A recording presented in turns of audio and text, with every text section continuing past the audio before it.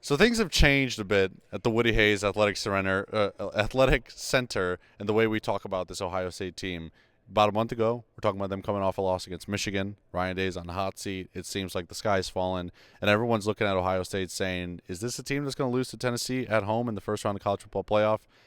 Fast forward a couple weeks, Ohio State looks like the most dominant team in college football. If we could reseed the field right now, they would be the number one seed. It's when it comes to betting and this game, it's Ohio State versus the field in terms of who's going to come out as the national champion. The narrative has changed a ton.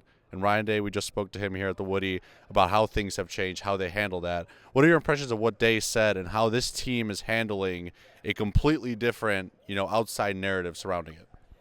I think they're handling it pretty well so far. Now, we're going to find out in these next couple of days because Texas is still a good team. I think there has been this national notion of Ohio State's just going to run through the table, and maybe they will. Maybe they'll beat Texas by 21, and they'll beat Penn State or Notre Dame by 24, and we're like, wow, where did this come from? And maybe they just go on a playoff run to end all playoff runs, and maybe that's where we're at.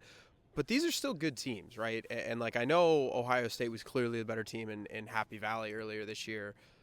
But Penn State's still a good team, right? The teams left are good, and Ohio State can't get caught up in that, but I think they're doing a good job so far in not doing that because it is crazy, like you said, to think about where we were. I was 50, 60 yards that way, and I said if Ohio State lost to Tennessee, quote, I think we should be done here in relation to Ryan Day's tenure at Ohio State. I don't think I was alone. That when I said that, I don't think that I was one of the people that was out on a limb when I said that. I think a lot Lunatic fringe. Yeah. Wow. I don't think I was part of the lunatic fringe when I said that.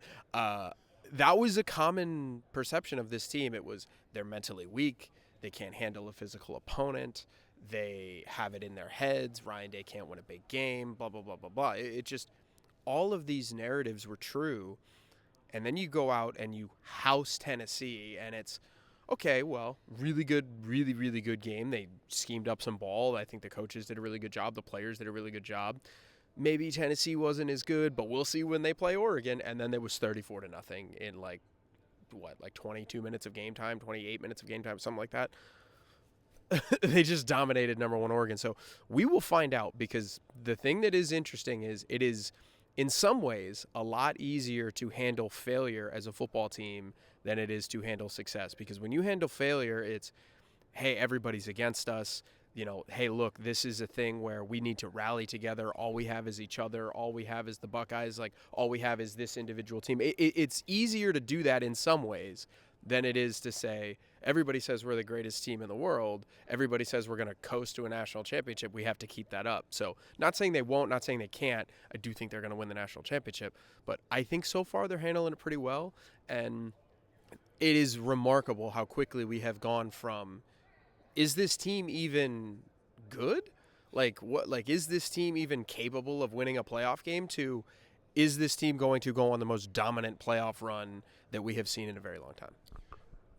I think what's interesting and what we're learning about this team is we talked a lot about after a Michigan game of would they have the mentality to be able to flush a devastating loss like that and go into the college football playoff. And I think that was important, and I think they did a good job of that, right? They had some tough team meetings, players-only meetings, things of that nature. But I think we maybe spent too much time talking about mentality and didn't really focus as much on, is this team just not physically and schematically reaching its potential and tapping into that. And I think Texas is kind of in that same realm where we spent all year talking about how loaded that Texas roster is, but they just haven't really seemed to tap into that and put together a complete performance. And Ohio State, it felt like they really hadn't either. And looking back, it's like, yeah, we should have known that coming into the playoff, the team that started to reach its full potential, because I don't think Oregon, as good as they've been this year, ever kind of reached that peak, right? I don't think Georgia ever kind of reached that point where you're just like, that's the team we thought they were going to be all year.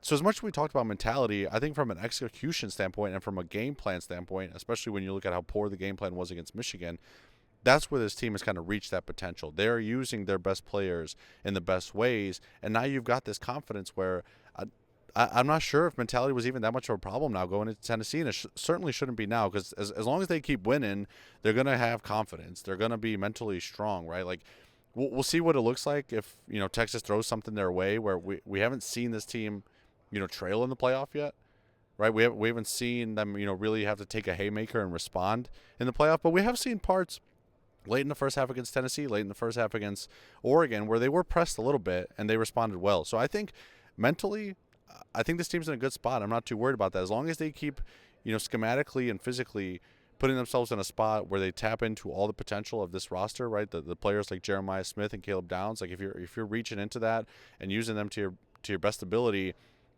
mentality is probably not even a conversation we have to have, just because of how talented this team is and how much everything schematically is working for them right now. We're going to keep having this conversation going into the Cotton Bowl January 10th in Dallas. We'll be there covering it alongside Stephen Means. Get the text until then, 614-350-3315, and listen to Buckeye Talk wherever you get podcasts.